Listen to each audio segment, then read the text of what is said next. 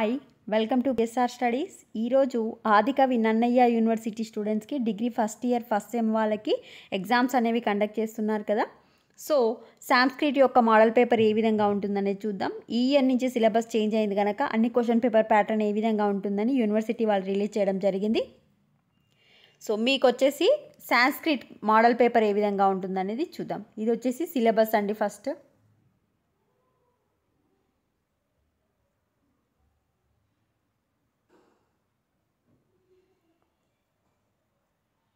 Question paper section ఏలో 5 questions attend చేయాలి.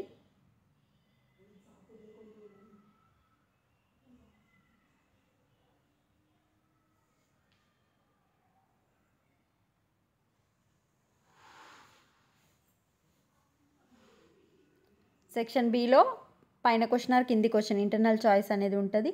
5 questions attend చేయాలి. ఈచ్ క్వశ్చన్కి 10 మార్క్స్, అంటే టోటల్గా 10 క్వశ్చన్స్ రాయాలి రేపు మీరు.